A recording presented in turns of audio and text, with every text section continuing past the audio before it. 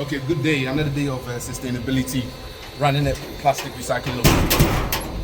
So let me give you a quick update of what's going on. One quick second, let me lock my door. So today, another beautiful day in Ghana. We had a truck load of waste. They came to sell it to us.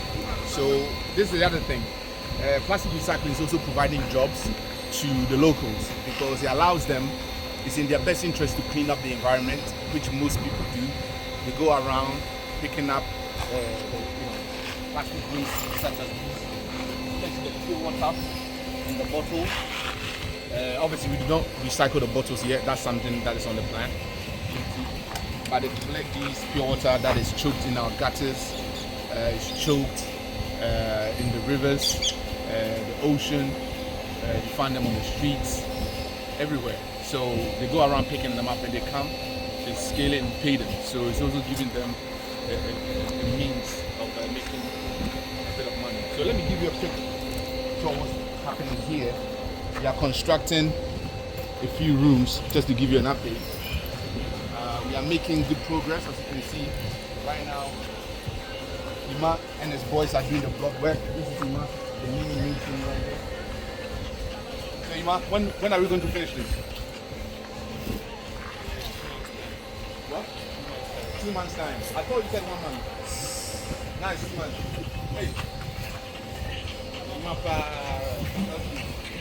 Ima is saying that we're going to finish in 2 months time when I thought it was 1 month. Oh, is it 1 month to get to the lenter? And then 1 month more to do the flow.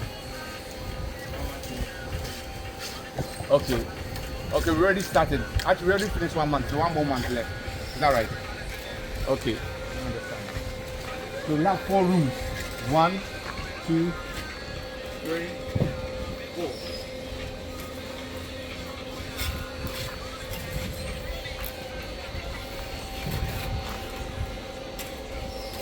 So the goal of the rooms is to provide free accommodation for the workers, because when the workers, especially coming from, if they don't live too close to the factory, right? If they don't live too close to the factory, that means they have to go and rent, and obviously rent is high, they can't afford it.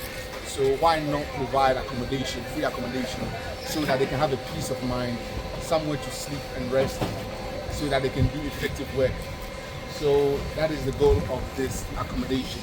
Provide free accommodation for the workers so that they can focus. And the other thing is, if you get workers who live too close to the factory, sometimes it can be a bit lazy. They are not serious, because if there's an event in their town, they will stop working and go to the event. Maybe there's a funeral, there's a party. They might not be serious. Because, and also, when you live too close to home, the other thing is that if anything happens back at home, it distracts you. You probably go and see what is happening, and you might take time off work, and that's what we tend to see. If someone lives too close to the factory and there's a funeral, there's a party, they want to be involved, right? Oh, and they will take maybe 1 month leave or 1 week leave or whatever, and it's not good it's not sustainable for business. So having accommodation here really helps. So let's go around, obviously. Okay, so here is where we are doing our recycling, where everything is happening. Also, I thought I'd narrate this because it was quite noisy with the recycling machine right here. So here's me at where the material is. After it goes through the recycling, there's the pellets. Yeah, it's quite warm or hot when it first gets into the box.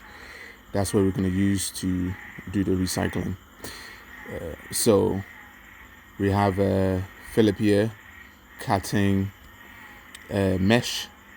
We use this net mesh to make sure it rids of any possible dirt or sand or dust like that out of the materials. So mesh is very, very crucial to what we do. As the pellets are coming out and into the water, it goes through the mesh So that's the entire recycle area, and this is where after we washed the material, that box we use it to store the washed waste. I'm just going around to the tank area. That's where we have a borehole, and I'm touching it to feel maybe the level of the water. So water is very, very important to what we do. Without water we can't wash, and in Ghana water is not readily available everywhere, especially when it comes to tap water. So I drilled a borehole, and that gives us water readily available for us to. So we have our tank, and this tank is used to be really dirty, so we just recently cleaned it and about to fill it up with some clean water. So this tank is going to be used for storage, which means even if we don't have light to be able to pump water out of the borehole, because we have water already in a tank, we can use the gasoline water pump to pump water into the recycling tank and also into the washing tank. So water is key to recycling, especially recycling products that is picked up on the floor. So when the water comes out of the borehole, it goes into our tank. But we are thinking of doing a connection so that it goes directly into the tank over there that you see. Instead of it going to the poly tank, it will go straight in here as a backup water storage. So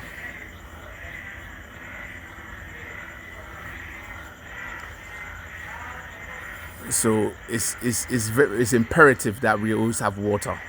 It's imperative. It's important. Like I said, tap water, even if we're using tap water, that would be quite expensive. So this area, we used to dry material here. When we wash the plastic waste, we got a canopy there, as you can see. We've taken some of the canopies off, and we used to dry them in the sun. So that, because the recycle machine that we're using it wasn't that powerful, so if you try to do wet material, trying to recycle it when the material is wet, you don't get much production. So that's why I bought this new recycling machine, so that it can also do wet material. So we have a plastic dryer. So from the washing tank, it goes into the dryer. That's the dryer right there. You can see right there, over there. So when it goes inside the dryer, it spins it and removes the majority of the water. So you can, so let's take a walk inside the factory.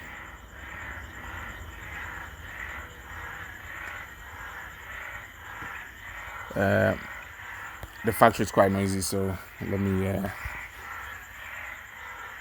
give you. So right here is, you have the girls packing the goods. Here's the extrusion side of the factory. That's where we make the rolls. We have the red is the cutting machine. The blue is also the cutting machine. The red one is the new cutting machine that we have.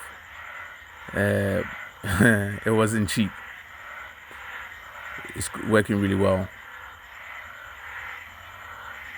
As a matter of fact, this particular machine, as you know, you probably know, guessed it, I've ordered it from China. What happened was I actually ordered 4 rows. So at the back of the machine, you can put the machine I ordered, you can put 4 rows at the back. So you can cut 4 rows at the same time. But the guy made a mistake and sent me 2 rows, which means we are getting less production. And this is like the frustrations of running a business. You know, you're gonna get disappointments. You're gonna have setbacks, and there's nothing you can do. You just have to manage those setbacks as best as you can.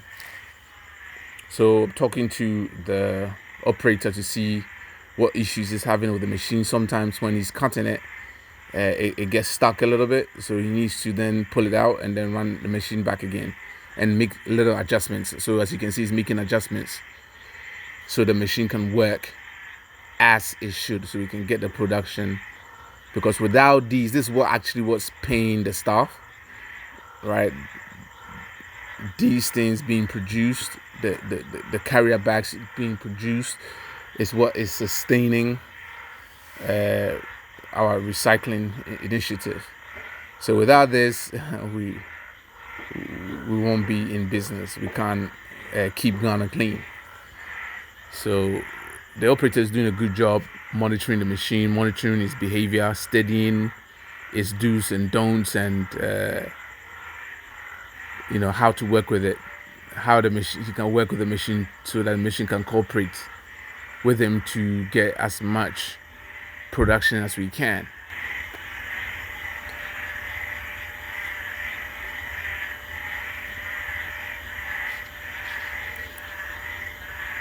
Okay, so the girls are in the background folding it.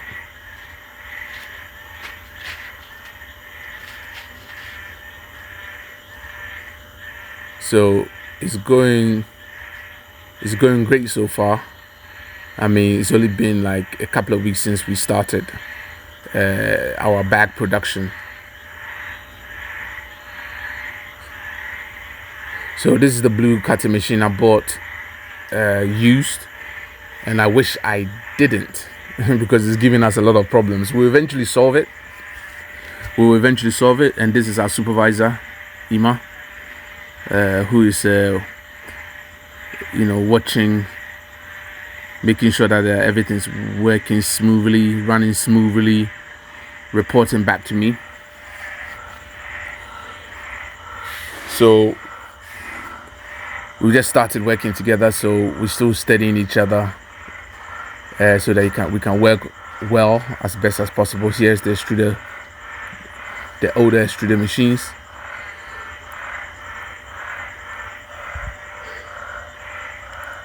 Being worked on. So these ones are bought and used. So these machines are responsible for making those rolls, and those rolls will be taken to the cutting machine to be cut up into takeaway bags.